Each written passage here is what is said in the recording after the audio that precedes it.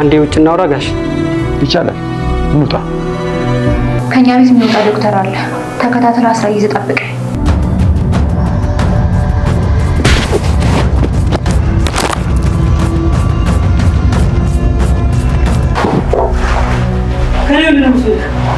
አርፈህ ዝም ብትል ይሻላል። አንድ ነገር ከተስማማን ከዚህ ቤት በሰላም ትወጣለህ። ምንድነው ንገረኝ። ምንድነው የምትፈልገው? ዶክተር ጭባ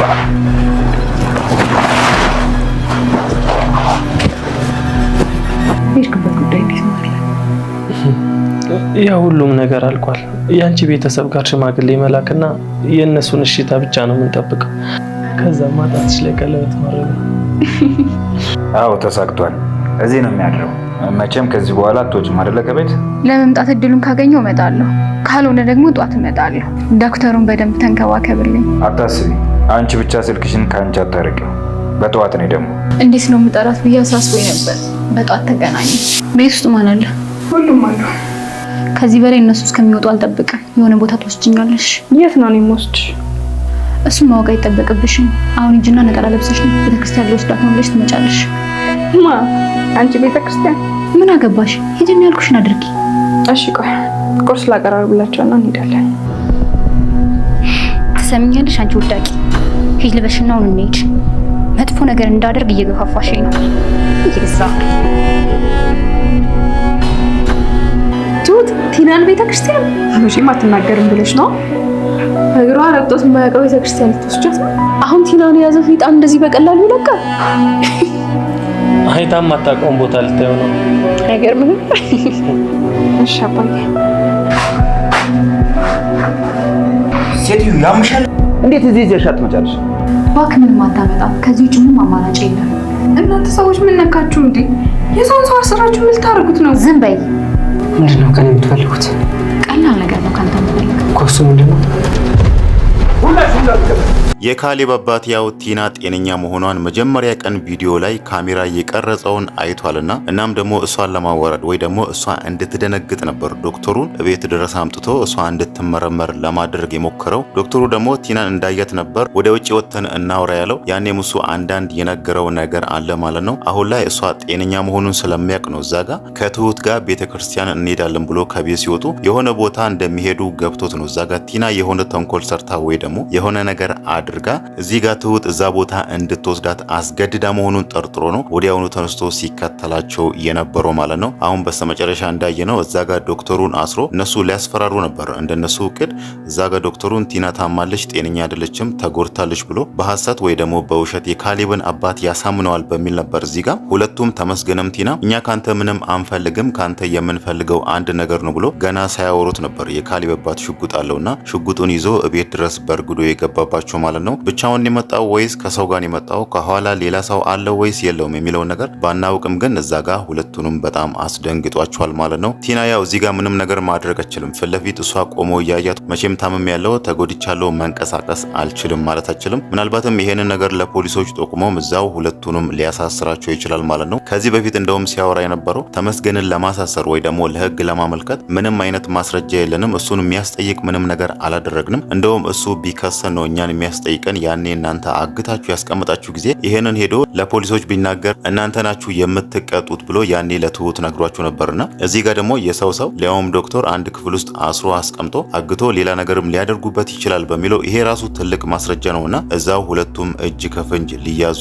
ይችላሉ ማለት ነው። ምናልባትም አይታወቅም እዚህ ጋር ሊሆን ይችላል የተመስገን መጨረሻ እዛ ጋር ሰው አግታል ሰው አፍነ ወስደ እዚህ ክፍል ውስጥ አሳስረ አስቀምጠሃል በሚለው እስር ቤትም ሊገባ ይችላል ማለት ነው። እዛ ጋር ምስክር ምናምን ራሱ አያስፈልግም እጅ ከፍንጅ ስለተያዘ። እናም ደግሞ እዛ ጋር ትሁትም አለች የካሌብም አባት አለ። ሁለቱም እዛው ስለሚመሰክሩበት ሌላ ማስረጃም አያስፈልግም ማለት ነው። ቲናም አይታወቅም ከዚህ በኋላ እዛ ቤት ላትመለስ ትችላለች ማለት ነው። ምናልባት የካሌብ አባት ከዚህ በፊትም እሷ ራሱ ብዙ ነገር አድርጋ እሱ ራሱ ለመግደል ሞክራ ይቅር ብሏታልና እዚህ ጋር ደግሞ ሁለታችሁም ታውቆባችኋል እኛ ጋር አትድረሱ ብሎ እዛ ጋር ትሁትንና ዶክተሩን ብቻ ይዞ እነሱን ትቶ ሊወጣ ይችላል ማለት ነው። ያ ነገር ደግሞ ትልቅ ስህተት ነው የሚሆነው። አሁንም ሁለቱም አርፎ ስለማይቀመጡ ማለት ነው። ተመስገንም ደጋግሞ ከዚህ በፊት ሲያወራ የነበረው እኔ ትሁትን እስካላገኘው እሷን ይዤ ወደ ሀገር ቤት እስካልሄድኩ ድረስ መቼም አልሄድም፣ መቼም ተስፋ አልቆርጥም ብሎ ሲነግራቸው ነበርና እዚህ ጋር እሱ ትሁትን ካላገኘ መሄድ አይችልም። ቲናም ደግሞ የምትፈልገውን ነገር የነ ካሌብን ንብረት ካልወሰደች አርፋ አትቀመጥም። እዛ ቤት ራሱ የተመለሰችው ለዛ ነው። ያኔ የካሌብ አባት ከቤት ያባረራት ጊዜ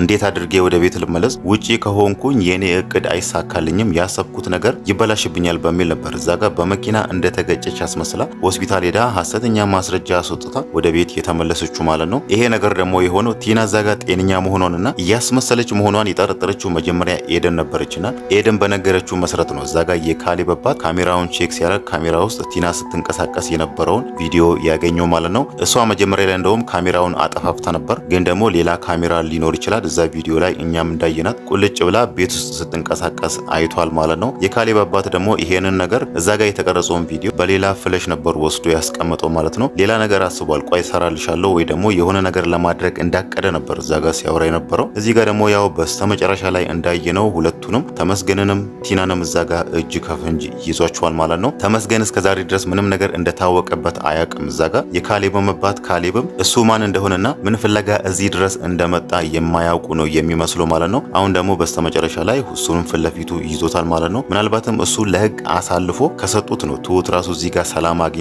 በሰላም ተረጋግታ መኖር የምትችለው ማለት ነው። ግን ደግሞ ይሄ ነገር ራሱ የእቅዳቸው አንድ አካል ሊሆን ይችላል ማለት ነው። ያኔ ትሁት ኪችን ውስጥ ተቀምጣ የልጇንና የእህቷን ፎቶ እያየች ስትከፋ ነበርና የካሌብ አባት የሆነ ጉዳይ ሊያወራት እዛ ክፍል መጥቶ ነበር። ግን ደግሞ የሷን ፊት መረበሽ አይቶ ሊተውን ፈልጎ ነበር። ግን ደግሞ እዛ ጋር የሆነ ነገር አውርቷታል። እኛ ምን እንዳወሩ ባንሰማ ራሱ ምናልባት ይሄኛው አሁን እዚህ ጋር ያደረጉት ነገር ራሱ የእቅዳቸው አንዱ አካል ሊሆን ይችላል ማለት ነው። ትሁት ያው እዛ ጋር ቲና ጤነኛ መሆኗን ታውቃለች። ያው እሷ ይሄን ነገር እንዳትናገር ይሄንን ሚስጥር ካወጣች ለሰዎች ከተናገርሽ እህትሽንም ልጅሽንም አጠፋልሻለሁ እገልልሻለሁ በሚል ነበር እዛ ጋር ያስፈራራቻ ማለት ነው። ቲና ያው የትሁት ልጅ እንደሆነች አታውቅም። የእህቷ ልጅ መስሏን ነው እህትሽንም ልጇንም እገልልሻለሁ ብላ ያን ነገር ስታስፈራራት ትሁት ደግሞ ፈርታ ይሄን ነገር ሚስጥር አድርጋ የያዘችው ማለት ነው። ግን ደግሞ ቲና እዛ ጋር ጠዋት ላይ መውጣት ፈልጋ ትሁት እንደምታወራት ወይ ደግሞ የሆነ ነገር አድርጊልኝ እንደምትላትም ጠርጥራ ሊሆን ይችላል ቀጥ ብላ ወደ ክፍሏ የመጣችው። ቲና ደግሞ ያው ነገሮችን አላወቀችም ወይ ደግሞ አልጠረጠረችም። እዛ ጋር እሷ ያሰበችው እዛ ጋር ተመስገን ዶክተሩን አግቶታል፣ እዛ ጋር ሄጄ ዶክተሩን አስፈራራዋለሁ የሚለውን ነገር አስባ ነው እዚህ ጋር ትሁትን ቁርስ አቀርባለሁ ሰዎቹ ቁርስ አልበሉም ብትላቸው እኔ ምንም አያገባኝም ከዚህ ክፍል ይዘሽኝ ውጪ ቤተክርስቲያን እንሄዳለን ብለሽ ብላ ትሁት በዛ መሰረት ይዛት የወጣች ማለት ነው።